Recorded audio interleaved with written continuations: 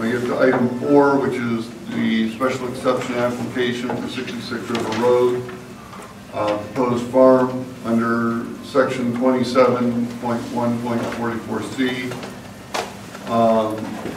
This is Jeffrey and Patricia Cashman. The public hearing closed last week, so this is now eligible for a decision. At this point, we cannot receive any more comments from the public or the applicant. I would like to open this up to the commission members for discussion.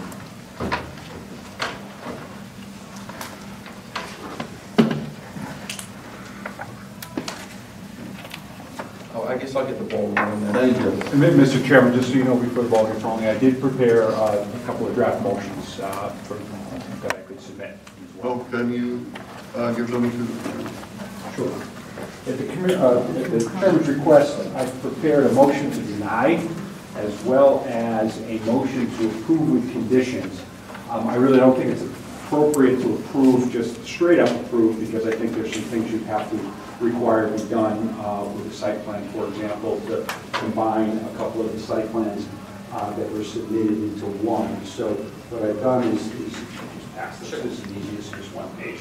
The motion of denial is a very simple motion that doesn't give any reasons, because one of the reasons the commission could consider denying, again, this is, I'll say for the first time, it's cancellated from the commission.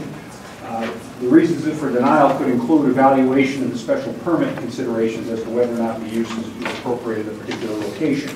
Your regulations allow the use, allow the commission to approve the use, but it also has a number of criteria that in any particular location you could find it's not appropriate. So that could be a basis for denial, or there might be a particular section of regulation or a particular thing you thought should have been submitted that wasn't. So that motion to deny is, and you don't need to state a specific reason. The motion could just be made and carried to deny. The more substantial motion that I drafted is the motion to approve with conditions. I just took a stab at it. Obviously, a number of additional conditions could be. While I'm handing it out, I'll just give you a basic overview of it. It's one thing that I think has to happen is the very first site plan that was submitted took what was a drawing by a surveyor, and Mr. Cashman or Attorney Casella or someone for the applicant had done some hand drawings on it, and the commission ultimately ruled or suggested that site plan was not sufficient. And then at the next session of the public hearing, a second site plan was submitted. That one was drawn by the surveyor, but that one focused on the mulch area to the rear. So what you ended up having is a plan that was drawn by a surveyor that showed the features largely in the front, with the back undeveloped, is the first submittal. The second one showing the mulch processing area having been drawn by the surveyor. So I have one condition, if you were to approve the plan, would be to have those combined into one site plan drawn by a surveyor or a licensed engineer, as well as a requirement that it be modified to show, as your commission determined, that a fence is an enclosure, as that's interpreted under section 28 of your regulations, that the plan would have to specifically show the fence or any other enclosures outside of any residential setback for the adjoining setback. So that condition is spelled out, and that's number 2 on page 2. And I'm not going to read all this verbatim, but they had other references to overview the use. One thing I noted, that the statement of use that was submitted, which is something that if you approve, you want to hold an applicant to the statement of use. So that's incorporated in the motion. But one thing I did notice is that the statement of use was slightly inconsistent with section 12-385 in terms of the days and hours of operation. So the part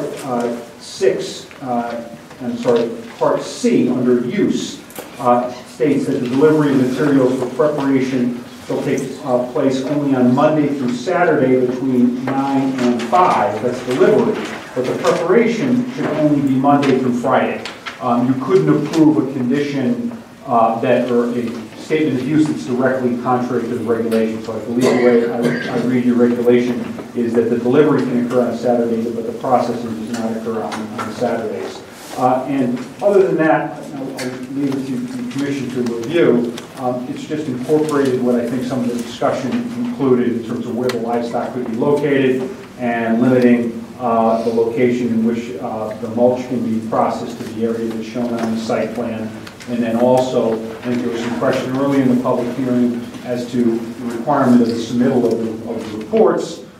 In my read of the regulation, that would happen after the use is permitted. So the use would be permitted upon a statement of zoning compliance that would be issued after a complying site plan is recorded. And then 30 days thereafter, your regulations would require a submittal of a number of plans, including an inspection by somebody from the Department of Agriculture. So those provisions, largely all out of your section 28, are incorporated in a series of conditions. And then obviously, any of those could be augmented, modified, eliminated at your pleasure. So at least for the purpose of the discussion, I prepared those two sets of motions. Okay. Thank you. My comments were just like in general about kind of this whole process that we've been through, you know, the commission itself and what we've had to go through and the number of public hearings we've had to sit through. And the problem that is, you know, is the length of time that it's taken for this to occur for everybody. I mean, it's not just us here, it's them, it's the applicant.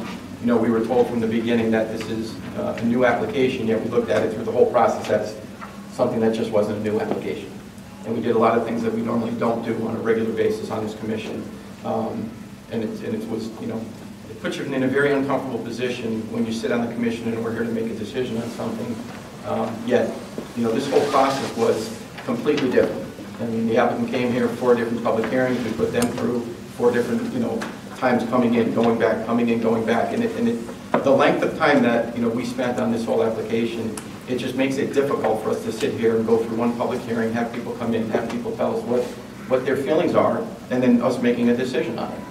And it was troubling to me, this whole process. It really was. And I hope that this doesn't set a precedent, you know, in the future for what planning and zoning and what other outside forces were involved in this whole thing. Because I don't think it was fair to anybody.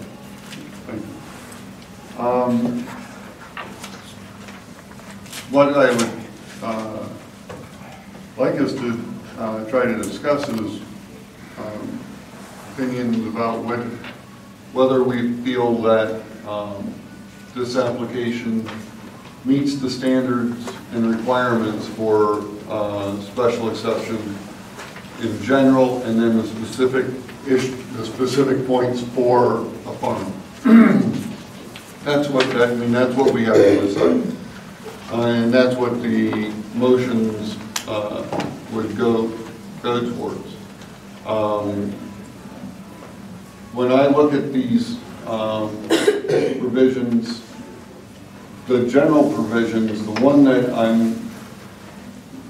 is sort of the up in the air one, is the one that actually our attorney has put in the motion to deny, which is whether or not is the first one. It's, wait a second, I get my right page here. It's 11.2.1.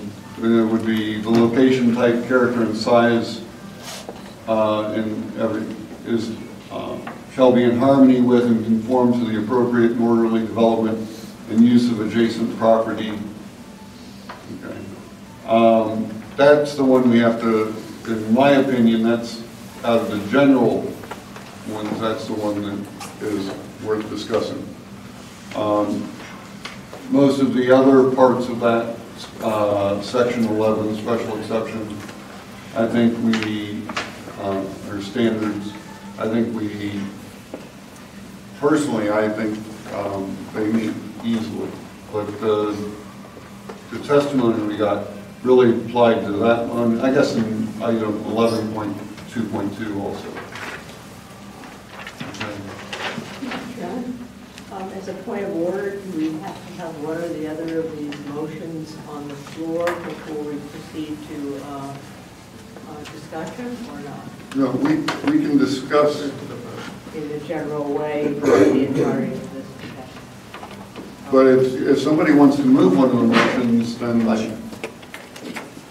I'm not opposed to that. It's just, but I'd like to, considering how much testimony we've had, unless somebody is, you know, absolutely certain which way they want to go with this right now and wants to eliminate all the discussion.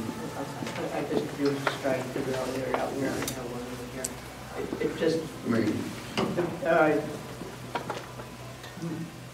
my main point is that what we're discussing is, you know, a special exception which goes with the land, and that we're not discussing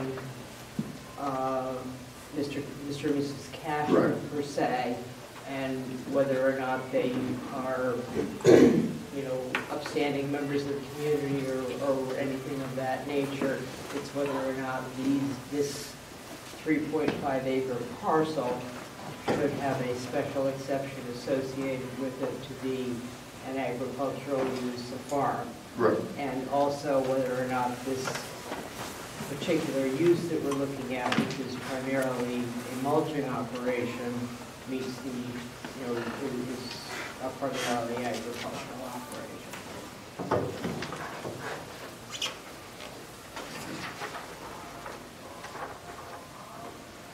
And go ahead, Alan. I've been thinking about this a lot, and particularly in terms of the specific use. And I think that one of the issues is that I think we recognize something about the nature of a mulching operation. But we've noticed it in this process, and it's not reflected in our regulations, that a mulching portion of farm operations should in fact be limited, particularly on a 3-acre minimal acreage farm designation. I don't know how we do that in terms of the state, but I think we have there's something it's our fault in a sense that we haven't dealt with it, but it's not in the regulations. And the regulations really say if they've met the conditions that exist today, we have to grant it. Right. The way I read it is if we approve it as a farm, the ability to mulch is an approved use for a farm. That is what is stated in section 12.38.3, in my opinion. So the question,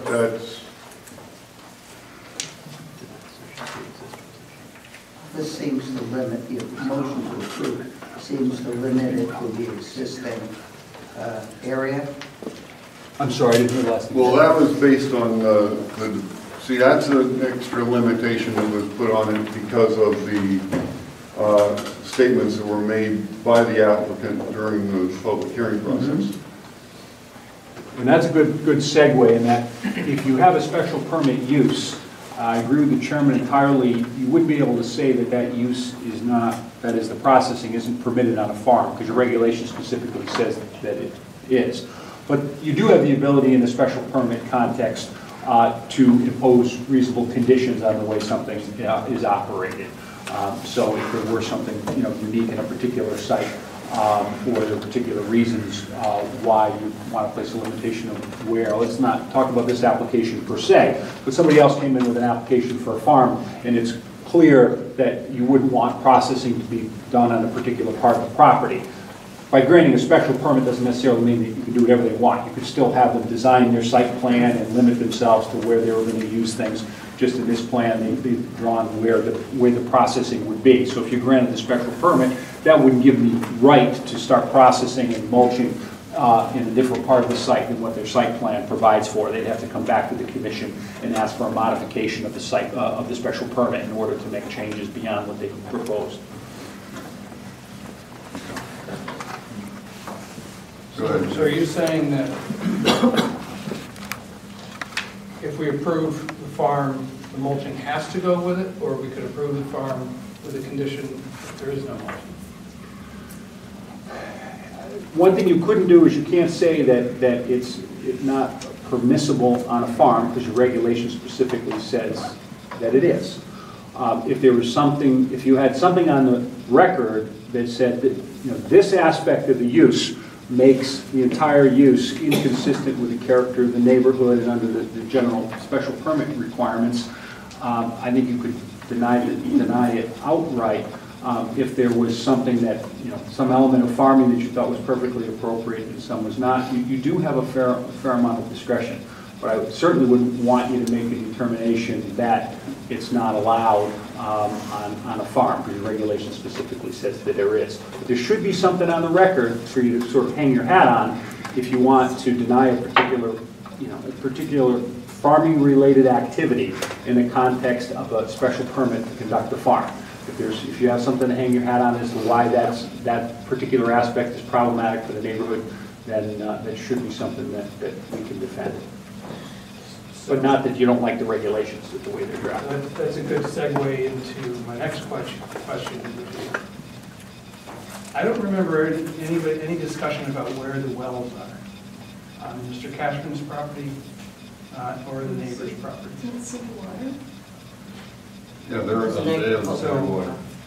Everybody in the neighborhood has city water. Yeah. Yeah, but there is an agricultural well which would be feeding, you know, yeah. I guess where my concern is 12-383 C2.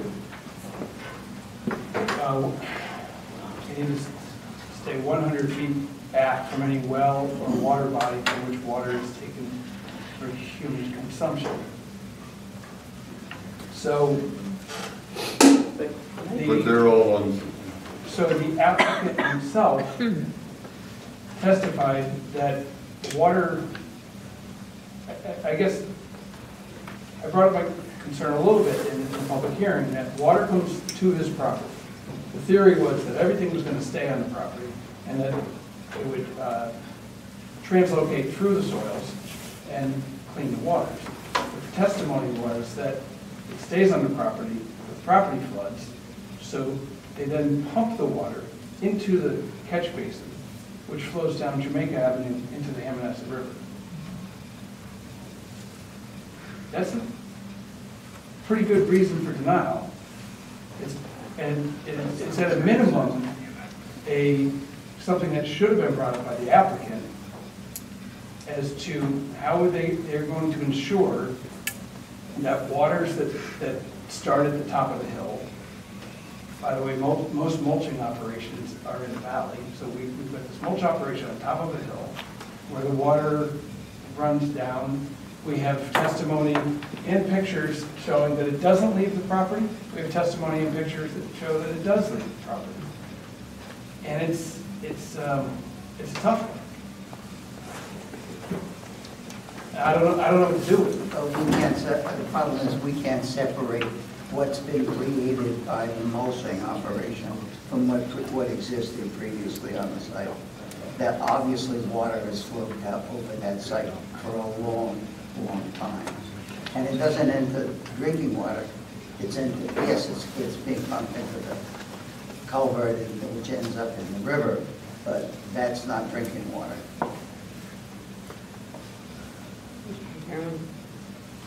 Go ahead. Yeah, I would make the point that nitrates in drinking water for animals for young animals are every bit as dangerous as nitrates in drinking water for young humans.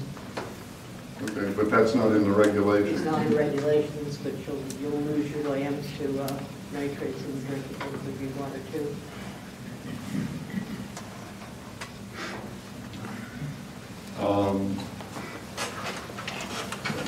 Any other points that people would like to make?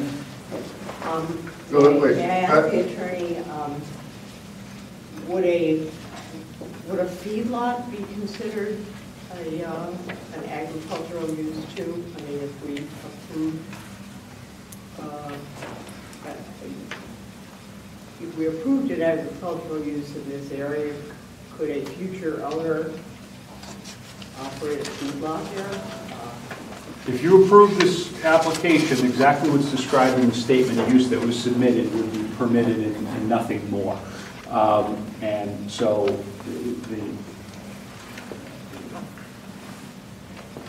I'm not certain, I assume the area where the animals would be corralled, I don't know if that's what you mean by a feedlot. No, a feedlot is, intensive fattening up of the animals right before they're killed. I mean, it's pretty dreadful deliberate nature of that. I think all that would be permitted would be what was listed out in the statement of use, and there's also limitations under your regs. There has to be a report back by the Department of Agriculture that they've inspected it. So I suspect that wouldn't pass muster, although I'm not an expert in those agricultural activities. My guess is the Department of Agriculture would not have a favorable report if that was what happened. If I might, Mr. Chairman, if depending on what sort of animal and what sort of intensity, it's possible that it would be considered a CAFO, a concentrated animal feeding operation, in which case it would be under the jurisdiction of the Department of Agriculture and their agricultural best practices. But that is really about the intensity of the. So just to say, would a feedlot be regulated? I think it depends on at what level. And here, the statement of use provides that livestock and poultry should be limited to the number, this is read from the statement of use, established by the Department of Agriculture. And that's incorporated also, your regulations, account for that. There's a pun here, chicken and the egg, but your regulations provide that you allow the use gets established and then inspected. But in theory, if they had too many animals, the Department of Agriculture would make the report that would come back to the commission that would not permit it. So what's built into the statement of use and your regulations is some kind of limitations in terms of the total number that would be permissible at any given site. What kind of animals are we talking about? Well, a feedlot. Yeah, but the additional reg level I want to put on is if it was pigs. There's an additional regulatory oversight by the Department of Public Health. So wait, Patrick had a question. It's just there's no possibility, or is there a possibility that the operation that's in question here could be moved to another part of the lot? Because it's the contours that are creating the problem that's of concern here. I'm not sure if they couldn't change from what's been presented, from what's been proposed in this application. So if your fear is you approve this, and then they do something different, then you'd have an enforcement tool to do that. If you thought there was a way that it could be modified to make it more satisfactory to you, then you could do that as part of this approval process. I would like to ask Ken a question. Go ahead. Or John, like you guys. Is there any part in the regulation that speaks directly to this question of runoff? Good. No. So the regulations concerning farm and special exceptions do not have a statement about runoff. Okay. Again, what the closest they come to that is talking about whether or not it's going to cause problems for the neighbors in terms of, whether it's in harmony with and conforms to the orderly development. Okay, and also, whether it's in line with the plan of conservation and development. But it does not have anything specifically there. I guess the closest thing to that is the sight lines on the road for traffic. Okay, but it does not, there isn't anything on runoff. I went through 11 and 12. Section 31 design standard or performance standards deals with runoff and things like that. Right. But this does not, for this special exception, it doesn't refer to that. Because you're in an odd situation, there's no new construction being proposed. So you do have standards if someone's going to commit and establish something new. And then, obviously, there was some conflicting testimony that came out. The assistant zoning enforcement officer did an inspection, and you heard from the applicant's engineer, but then you saw some photographs during certain storm events. So that there isn't anything, no specific standard that you have to apply to that in terms of how you want to evaluate that evidence that was submitted by the different parties. Mr. Chair, I'd like to make a motion to approve the special permit with conditions as written by our attorney. Okay. Is there a second on the motion for approval? Mr. Chairman, I would like to request that the person moving to approve read the entire motion into the record. Okay. Bethany, you need a glass of water? That'll teach. Motion to approve the special permit with conditions, whereas Jeffrey and Patricia Cashman filed an application for special exception approval to operate a farm under section 27.1.44C of the zoning property known as map 3, block 2, lot 75, and zoned R80 and received by the Clinton Planning and Zoning Commission at its meeting on July 9, 2018.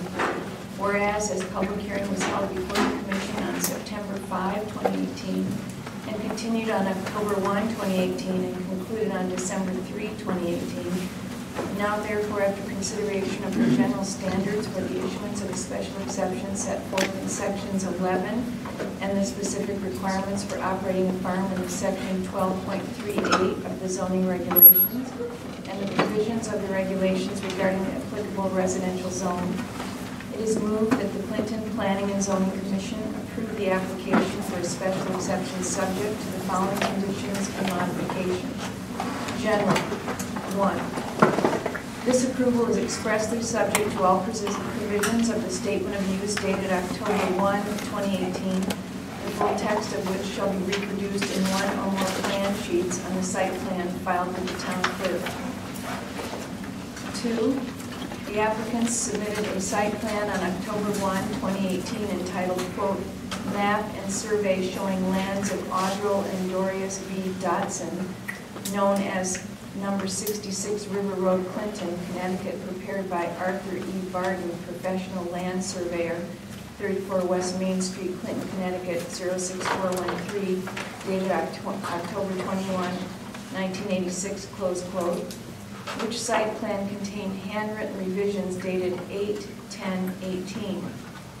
The applicants also filed a plan on December 5, 2018, in which the mulch operation area located at the rear of the property was drawn on the plans surveyor Arthur E. Baird, which plan is entitled, quote, Improvement Location Survey showing the location of mulch production area related to special exception application SE-18-026, land of Jeffrey S. and Patricia Cashman, M3B2L75, number 66 River Road, Clinton, Connecticut, close quote, and dated October 29, 2018.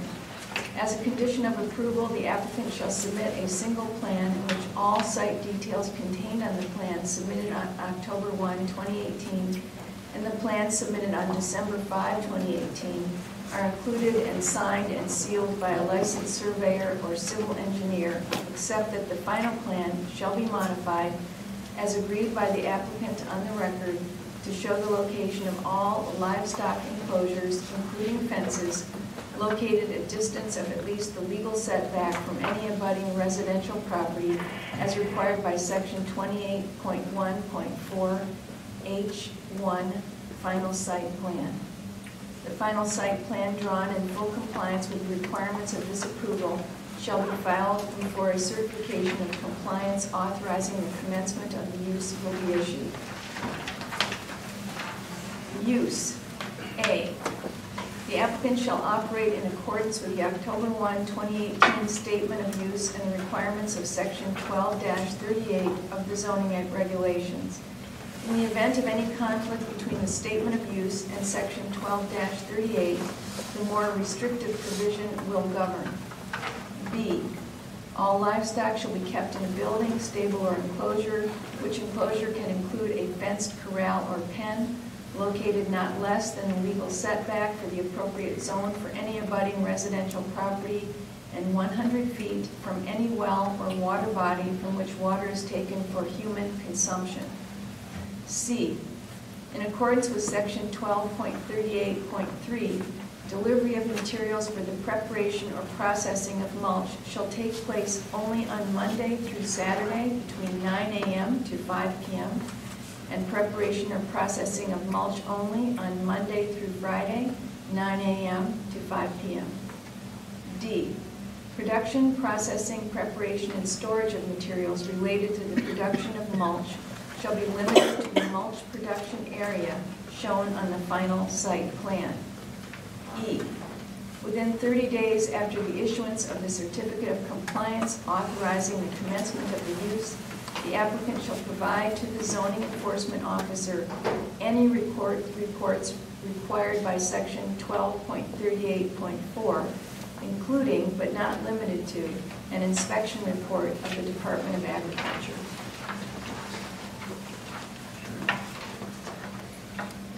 Thank you. Now, again, is there anyone who would like to second that motion? I'll second it. Second it? Okay. Further discussion? Go ahead, Gary. So it looks like our regulations do address drainage. We're 31-1-7. Under the performance standards, 31-1 says land buildings and other structures may be used subject to the following performance standards. Right?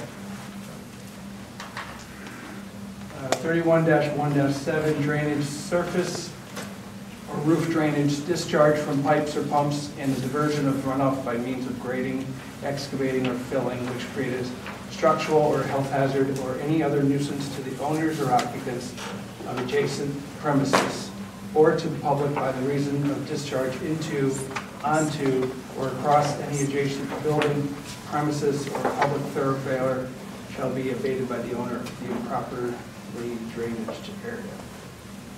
Appropriate stormwater control structures or measures shall be utilized to protect surrounding property from adverse impacts to the stormwater runoff. I don't think it meets that. A couple other things. When we look at a special exception in the past, probably the biggest thing that we looked at, and I agree with Chris that we've looked at this application completely different than we've looked at most of our applications. And the first thing I always look at is, what do the neighbors think? And in this case, both of their direct neighbors stood up and talked about how it's going to affect their property values. The Caffertys talked about how they don't mind the farm, but they do mind the mulching operation. Ms. Lopez, I thought, gave a wonderful testimony, heartfelt testimony that I truly believed. For me, I can't even believe, yes, a farm is 100% in keeping with that area. Absolutely. Unfortunately, 95% of the testimony we heard, we can't use. But the testimony we did get from the applicant was damning. That's from the applicant. And the testimony we got from the two direct neighbors was very believable. The Cafferty said, listen, they got a farm, I just want them to have that mulch. I can't imagine on 3 acres allowing a mulching/farm operation. Because I think what could happen is Mr. Cashman could sell, probably won't, but could sell the property to a tree company, and they could come in, say they're a farm, put a couple of chickens down in the coop, park 5 trucks up top, and run a mulching operation. Bombachi. That probably could happen. So we're going to not even listen to the neighbors and take into consideration. Yes, our regulations may say that we should do it. It's a special exception. The traffic study, I can't even believe that they wanted us to waive it. Traffic is one of the reasons for denial, and traffic is one of the things that all of us have some expertise in, and we're allowed to have expertise in at this table. We have testimony that trucks were backed up on that road. So we don't even have a plan to prevent any of that. So basically tonight, if we let this go through, we're going to say, you know, we're actually going to listen to the testimony, which was, you know what, Cashman's are great people. Yes, they're great people. But I cannot imagine this happening. I will Somewhere else contradict in you, town. we also have testimony that there weren't trucks back on the road by other people in the neighborhood. Which is my point. That's why we should have done a traffic study. I have this he said, she said, but I don't have, normally we would have all these experts telling us what we need to know. We'd have a study about the water that might go into the Hammonasset River, right? We'd have a traffic study. I mean, we required a traffic study for Beach Park Road for a residential community.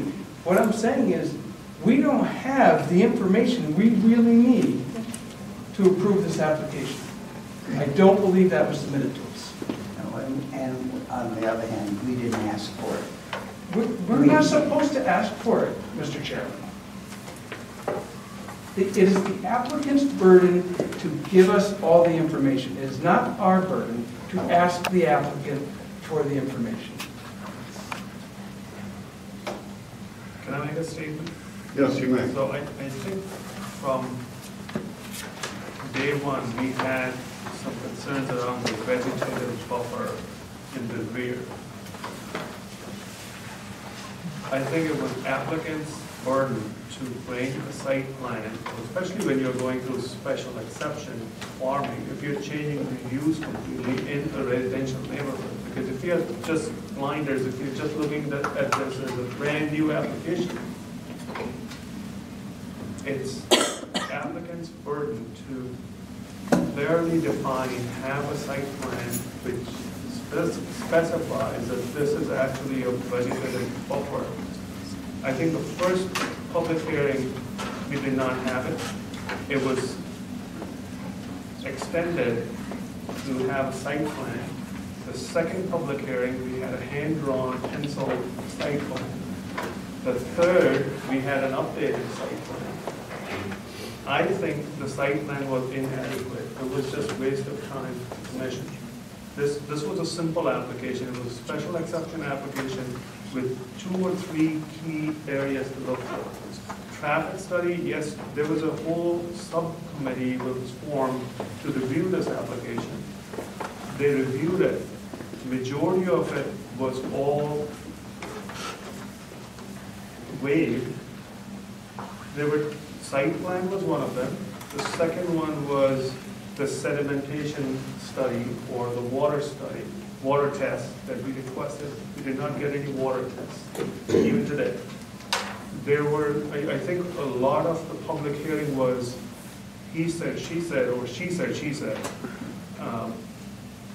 There was a lot of information that we had to cipher out, really look at only the new aspect, new application aspect of this application. Enclosure was another thing, so it was more like a negotiation over public hearing. Afterwards, I heard from the applicant's counsel that they were willing to put a 35 feet setback from the residential sign, which is good, but that is something that should have been decided by the applicant early on, rather than going back and forth. There were some inconsistent statements by the applicant. A week before, they're saying they're close to the operation there, and the neighbor had a picture that there was a delivery done the day before. So that just leaves a bad taste in the mouth, especially when you are trying to request the commission for a special exception to have a heart-to-heart conversation that we've been here. They've been part of the community for, I don't know, 30, 40 years, for such a long time. there's a lot of history. We understand that. We need to move forward. Start looking at it as a brand new application, but I don't think I got enough to have a confidence to say, yes, go ahead. Keep in mind, whichever way people want to go with this, you have to be able to point to how it either meets or does not meet the regulations. Okay, it can't be how you feel about anything. It's got to be, does it meet or does not meet the regulations? And that is very important. And but listening to the discussion, it sounds to me as if most of the commission feels that it does not meet the regulations. So I would like to ask the person who made the motion if they're willing to withdraw their motion, And what would be the reason behind that? so that we could use the other motion, because I would prefer to pass a motion either to approve or deny that has our reasoning. I do not want to have a motion to approve go down and then not be clear about why it was denied. Well, so the motion was made, it was seconded. I think we can have a vote, that's fine. But to deny, as per a council's recommendation, we don't have to define the reason. I think if it's incomplete, we don't feel we got enough information. Well, no, that's another point. If you want to stress that you feel it was incomplete, that's a very good point.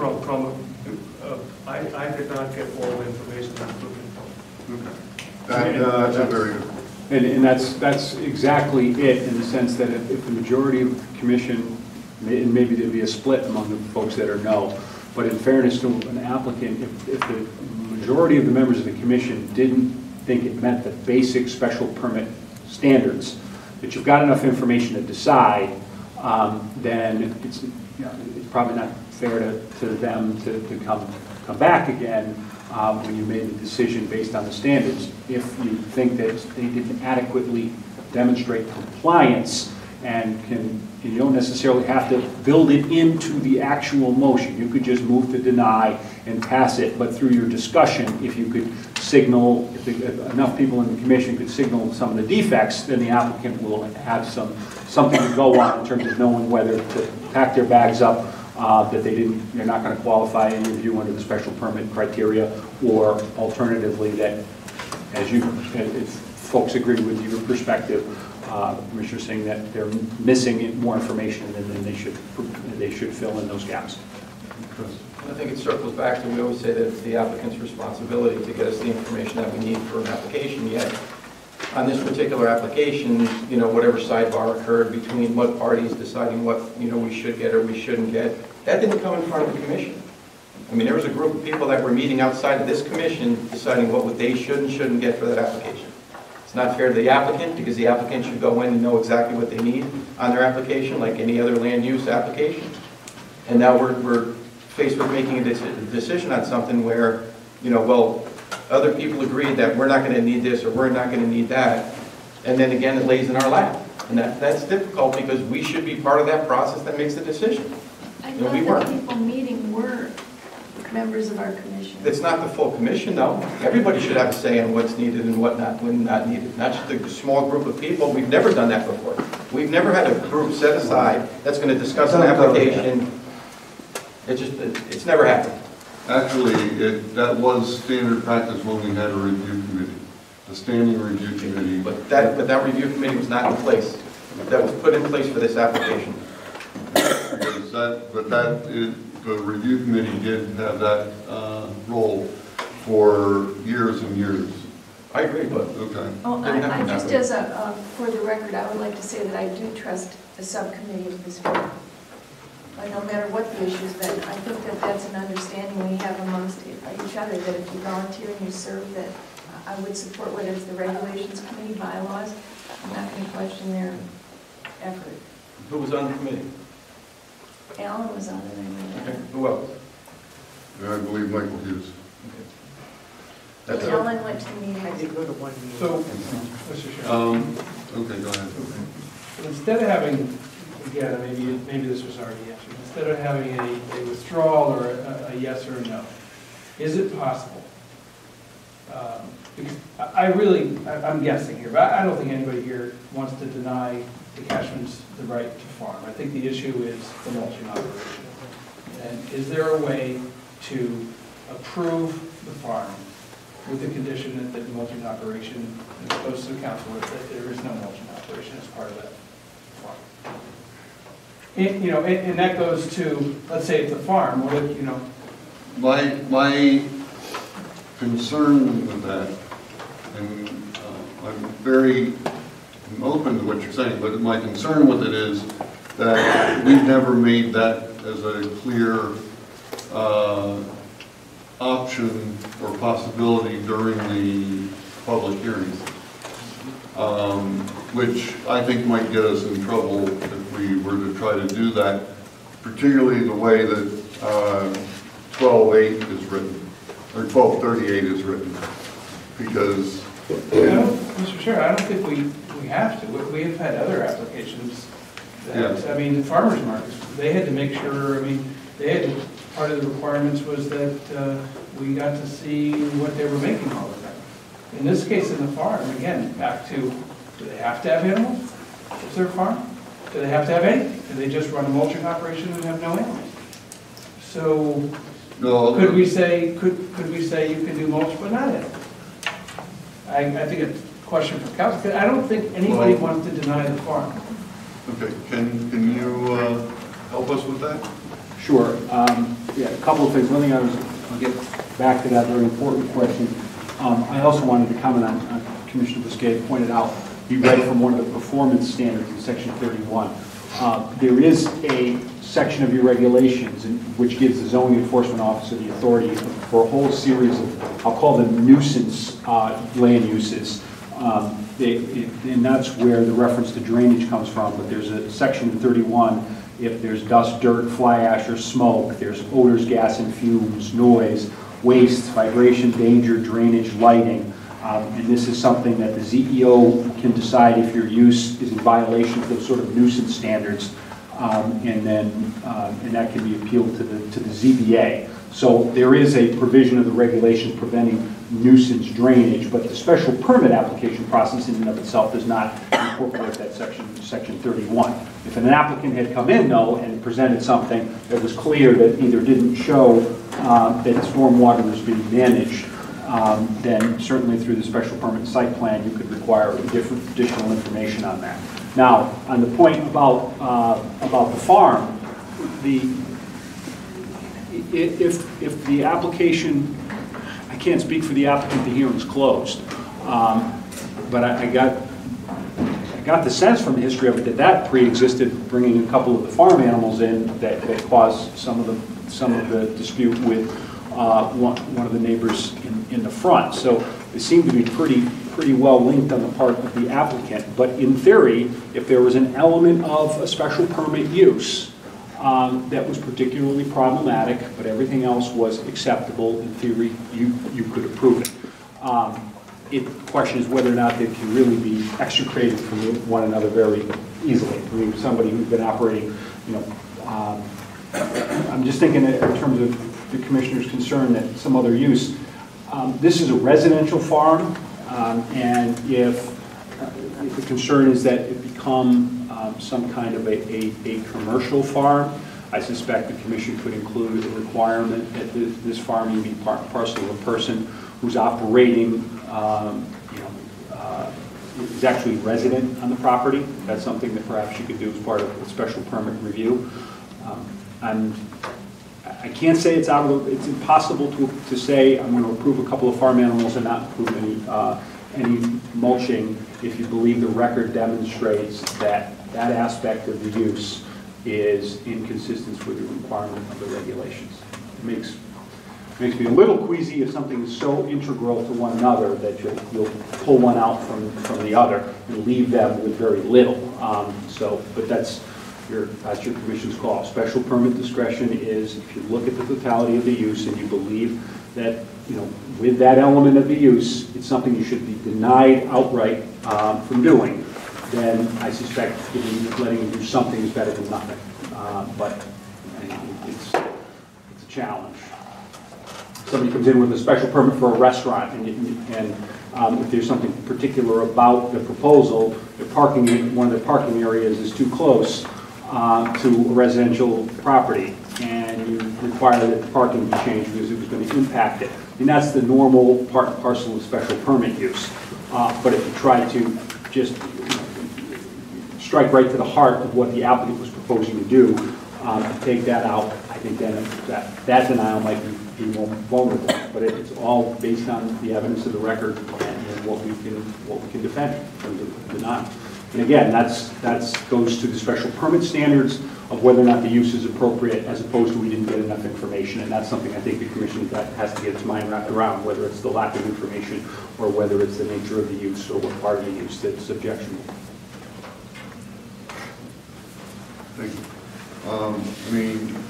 I guess my opinion is, my opinion is that we either have to approve it with the mulching or deny it. Whether we deny that because we feel it's incomplete or that it doesn't meet the standards, either way, I don't see how we can separate it from what was essentially the primary use that was being proposed as part of the farming operation. And that's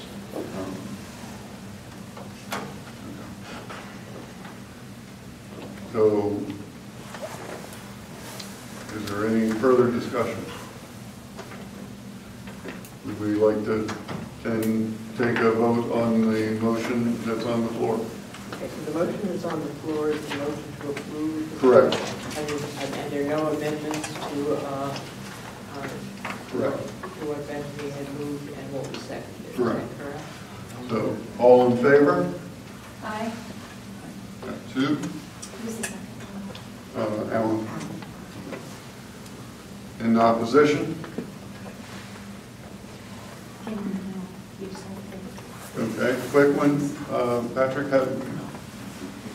You said no. Okay, Patrick, Ellen, Mon, Gary, Drew.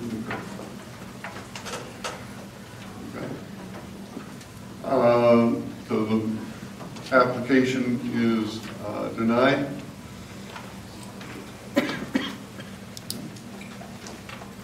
Thank you very much, everyone. The application, only the motion was The denied. motion was denied. The motion to approve. Well, technically, if a motion to approve is, goes down, the application is denied. That's correct. You can't bring it up. You can't bring it up again, it's done. That's why I was asking to have it withdrawn and the other motion brought forward.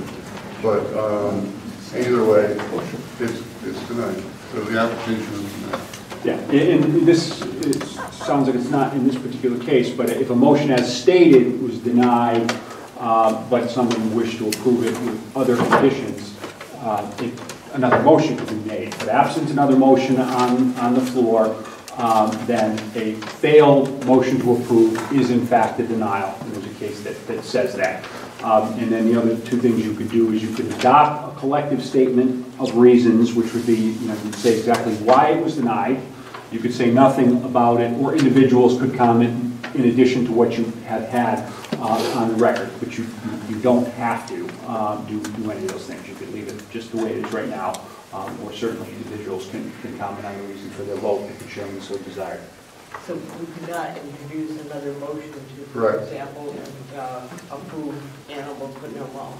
Correct. You could. No, I mean, the chairman's recommended against it, and if all they wanted to do is have a couple of farm animals within an enclosure, I think that's a pretty easy application for them to come back with. So if that was something that was satisfactory to them, and I suspect it's not from hearing the history here, then I think they could easily do that if that's what they wanted. So my recommendation, my instinct is with the chair, rather than decide for them whether that's something acceptable, leave it to them to apply for just having some livestock there, and leave it on the record, but you certainly can if you want. John? Nope. Okay. I believe we need to move on to the next item on the agenda. Item 5. This video provided as a public service by Kirk Carr, the Kirkster.